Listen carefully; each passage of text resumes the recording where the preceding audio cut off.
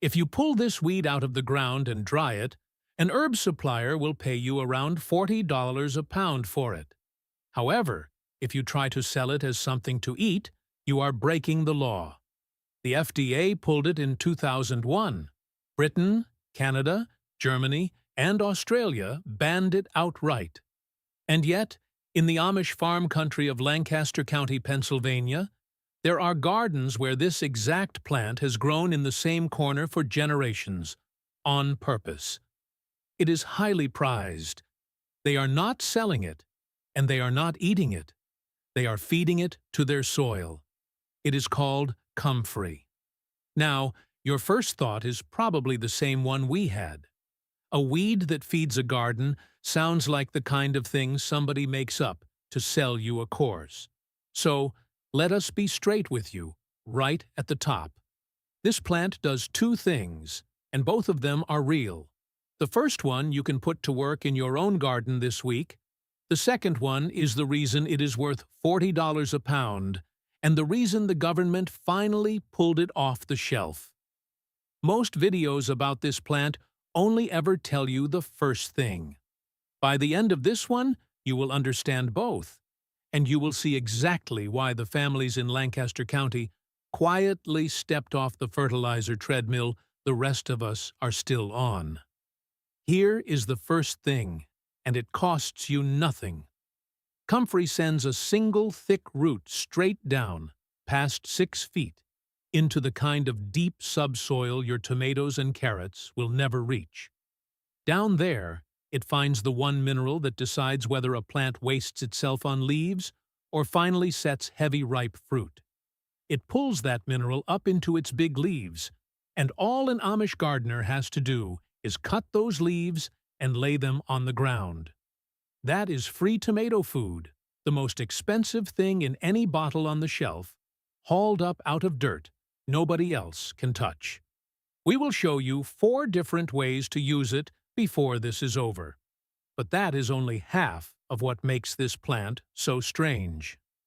The other half is a story that starts with a failed batch of postage stamp glue, runs through the palace of a Russian empress, and ends with a warning label from the FDA. To understand how a common weed ended up worth more than the bottle it replaces, we have to go back to the 1870s. There was a Quaker smallholder in the English county of Essex named Henry Doubleday. Doubleday was not chasing a miracle plant. He was chasing glue. He made his living from gum arabic, the sticky stuff tapped from acacia trees, and the supply kept failing on him. So, he went looking for something he could grow at home that would do the same job. And in an old farming journal, he read about a Russian plant with thick, slippery, gluey roots. He thought it might just make the perfect glue for the back of a postage stamp. To get it, he wrote a letter to the head gardener at the Royal Palace in St. Petersburg, Russia. And here is a detail you could not make up. Catherine the Great had decreed years before that the palace gardeners should always be English or Scottish. So the man who opened Doubleday's letter could read it, and he mailed back a handful of seedlings. What Doubleday did not know was that those seedlings were an accident. The palace gardener had planted a blue-flowered comfrey from the Caucasus Mountains right next to a common cream-colored comfrey, and the two had crossed in the flower bed. The seeds were hybrids, and like a lot of hybrids, they grew with a wild, runaway vigor that neither parent had on its own. What happened next is the part that still does not quite make sense. The stamp glue never worked. Doubleday chased the wrong thing entirely, but in failing, he had stumbled onto one of the most productive plants a small farm could ever grow. And instead of cashing in, he spent the next 30 years of his life giving it away, because he had lived through the hungry years and believed this plant could help feed poor families. There's a story in his family that he was offered a fellowship of the Royal Society for bringing it to England and turned it down because he could not spare the 6 guineas you had to pay to join. That tells you the kind of man he was. Most people have never heard this next part.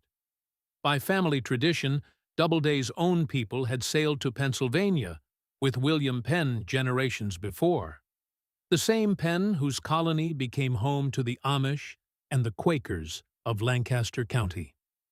So, the thread you are following runs straight from a failed glue experiment through a Russian flower bed to the American farm country where these gardeners grow it today. For about 60 years after Doubleday died, Comfrey mostly sat quiet. Then, in the 1950s, a man named Lawrence Hills picked up where he left off. Hills was a horticulturist, and he became, by every account, the world authority on this one plant. In 1954, he founded a research outfit and named it the Henry Doubleday Research Association in honor of the old Quaker. A few years later, he rented a 3-4-acre plot in a village called Bocking for the grand sum of £10 a year and did something nobody had bothered to do. He gathered comfrey strains from farms all over Britain and tested them side by side for 5 solid years. He even borrowed his labeling system from the way fruit tree growers numbered their rootstocks, careful and plain. He ended up with about 30 distinct varieties, numbered one after another, Bocking 1, Bocking 2, on down the line. And one of them stood head and shoulders above the rest, Bocking number 14. Hold on to that number because it is the single most important thing to get right when you grow this plant. We will come back to it. First, you deserve to understand why it works at all. Most of your vegetables feed in just the top foot of soil. And that is the part the fertilizer companies count on you never thinking about. That is where roots live, and that is where they fight each other for whatever is there. Comfrey does not play that game. That thick taproot drives down past 6 feet into subsoil ordinary roots cannot reach, where minerals have been washing down and collecting for years. Potassium, calcium, magnesium. The comfrey pulls them up, packs them into its leaves, and grows so fast you can cut it to the ground 3 or 4 times in a single summer. Now, you will hear comfrey called a dynamic accumulator. And we want to be straight with you, because there is a lot of nonsense online about this plant. Some of the wilder claims do not hold up. When you actually test comfrey leaf, its overall numbers are not magic. But one number is genuinely remarkable, and it is the one that matters for a vegetable garden. Comfrey leaf, cut when the plant is in flower, runs about 5% potassium. That is more potassium than farmyard manure, by some measures 2 to 3 times more. And potassium is the exact nutrient that tells a tomato, a pepper, or a potato to stop making leaves and start setting heavy, ripe fruit. Most bagged fertilizers lean hard on nitrogen, which is fine for growing big, bushy, green plants. But pour too much of that on your tomatoes, and you get a tall, leafy thing with almost nothing to pick. Comfrey leans the other way toward the potassium that flips a plant over into flowering and fruiting. That is the whole difference between a handsome plant and a full basket. So, when an Amish gardener cuts an armful of comfrey and works it in around the tomatoes, that is not folklore. That is a free, homegrown dose of the most expensive thing in a bottle of tomato food. Mined out of subsoil nobody else can reach. The plant did the digging. All they did was cut the leaves. That $40 price tag comes from comfrey's second life. Its old country name is knitbone.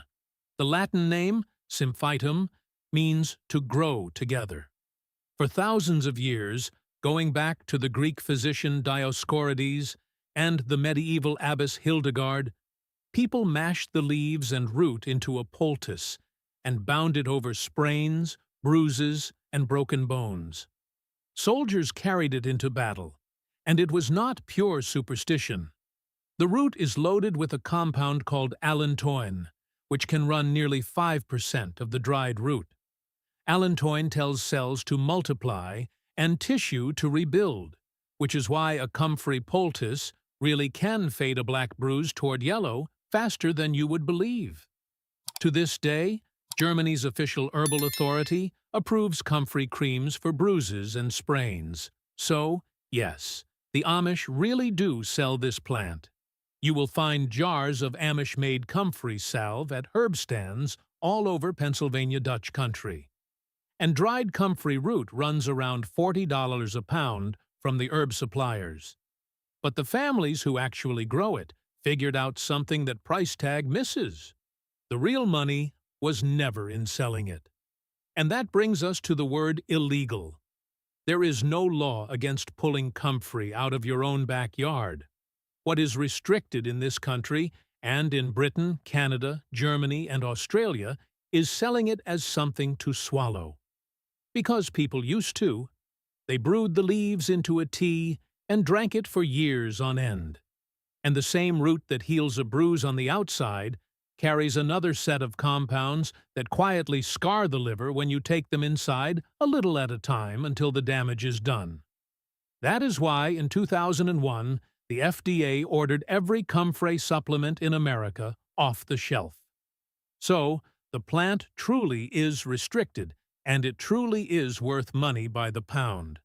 The Amish just never cared about either. They send it straight into the ground to feed everything else. We will get to all 5 ways they use it, including that potato trench trick we promised you at the start, in just a minute. But first, a quick word, because a lot of you have been asking. For everyone who has been telling us in the comments that they are done pouring money into bags and bottles every spring, we have spent the better part of a year putting all of this into one place. It is a book called The Forgotten Garden, and it is the whole system the old families used before the chemical companies showed up.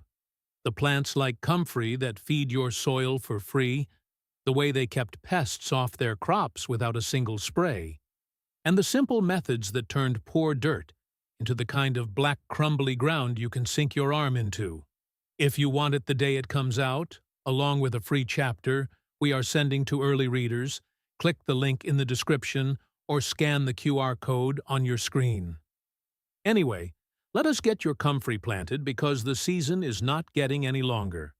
There are 5 things the Amish do with this plant, and we are going to walk through every one. Get these right, and you will not buy garden fertilizer again. The first thing, and the most important by a mile, is choosing the right kind. This is where almost everyone goes wrong. Wild comfrey, the common kind, sets seed and spreads like a grass fire. Plant that, and in 3 years you will be fighting it across your whole yard, and you will understand why some folks call it a curse. So, do not plant from seed. Remember Bocking 14, the variety Lawrence Hills pulled out of those 5 years of trials. It is a hybrid, and like a mule, it is sterile. It cannot make seed. It will sit exactly where you put it and never march across the lawn. It also tested highest of all 30 strains for potassium at just over 7%. It threw down better than 30 tons of leaf an acre, and it shrugs off the one disease that ever troubles comfrey. You buy it as root cuttings or crowns, not seed, from a nursery for a few dollars apiece. 2 or 3 plants is plenty for a backyard garden. Tuck them in a corner, out of the way where the deep root will not bother anything, and give them a full season to settle in before you start cutting hard. One quick word of caution. While the plant is young and before it flowers, do not confuse a comfrey leaf with foxglove, which is poisonous, and never put any part of this plant in your mouth. It earns its keep in the soil, not on the plate. That is one. Now, the workhorse use, the one that replaces your bottle of tomato food. The second thing is comfrey tea, and we mean a liquid feed, not anything you would drink. You cut a good armful of leaves, and wear gloves while you do it, because those big leaves are covered in bristly little hairs that will itch your hands. You stuff them into a bucket with a lid, weigh them down with a brick, and either cover them with a little water or just let them rot down on their own. In 3 or 4 weeks, they collapse into a thick, dark juice. Now, we have to be honest with you about something. This stuff smells absolutely horrendous. Eye-wateringly bad. Keep that bucket well away from the porch and downwind of the house. But that black, evil-smelling liquid is liquid gold for your plants. You water it down, roughly 1 part juice to 10 parts water, until it looks like weak tea, and you pour it around the base of your tomatoes, peppers, and squash every week or 2 once they start to flower. That potassium goes straight to work on fruit and bloom. Folks who do this swear their tomato plants stand tall and loaded in August, while the neighbors are yellowing out. That is 2. We are nearly halfway through the list, and the next one takes no work at all. The third thing is the one that will make you feel foolish for ever buying a bag of mulch. It is called chop and drop, and it is exactly what it sounds like. 3 or 4 times a season, you cut your comfrey down to a few inches with shears, and you lay the leaves right on the soil around your other plants like a blanket. You do not compost it first. You do not haul it anywhere. The leaves have so little woody fiber in them that they melt down into the ground in a couple of weeks, feeding the worms and handing every one of those deep-mined minerals straight to your vegetables. The Amish do this around their fruit trees and their potato beds. It is the laziest, most effective feeding you will ever do, and it costs nothing but 10 minutes with a pair of shears. That is 3. The fourth one solves a problem every gardener has run into. The fourth thing is using comfrey to fix a tired compost pile. We have all had a heap that just sits there, cold and slimy, refusing to break down. A few handfuls of comfrey leaves layered into that pile act like a starter motor. Because the leaves rot so fast and so hot, they kick the whole pile into gear and pull the rest of your scraps down with them. Old-timers call comfrey a compost activator, and that is exactly what it does. 1 plant in the corner of the garden, and your compost finally starts behaving. That is 4. And now, the trick we promised you at the very start. The 5th thing is the potato trench, and this is the one the Amish swear by. When you go to plant your seed potatoes in spring, before you cover them over, lay a thick line of fresh comfrey leaves right in the bottom of the trench, underneath the potatoes. As the potatoes grow through the season, those leaves break down directly beneath the roots and release their potassium exactly when and where the tubers need it most, while they are swelling underground. Potatoes are hungrier for potassium than almost anything else you can grow, and this puts the feed right at their feet. People who try this for the first time are genuinely shocked at the size of what they dig up in the fall. No bag of fertilizer, just a handful of leaves off a plant that grows back every time you cut it. That is the whole system. 5 uses, 1 plant, and not $1 spent after the first crowns go into the ground. We will tell you we were skeptical too. We planted 2 crowns of Bocking 14 in a back corner 3 springs ago, expecting to babysit them. That first summer, honestly, not much happened. The plants settled in and looked ordinary. But the second year, they came roaring up, and we started cutting. We have not bought a bottle of tomato feed since. And the first time we lined a potato trench with comfrey leaves and dug up that crop in the fall, the potatoes were the biggest we had ever grown. We just stood there in the dirt laughing because the answer had been sitting in that corner the whole time. Free. Asking for nothing. That is really the heart of it. The lawn and garden companies sell you the idea that good soil comes in a bag, that you buy it new every spring, that without them your garden falls apart. The Amish never believed that.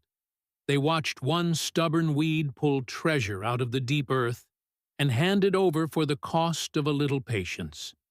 They did not fight their soil. They fed it with something that fed itself. So, here is what to do. Get yourself 2 or 3 crowns of Bocking 14, never the seeding kind, and plant them somewhere out of the way this season. Give them a year to root down. Then start cutting. And use those leaves every way we showed you. As a liquid feed for your tomatoes, as a chop-and-drop mulch, as a fire starter for your compost, and buried under your potatoes. One weed the chemical companies hope you never grow, quietly doing the job of everything on their shelf.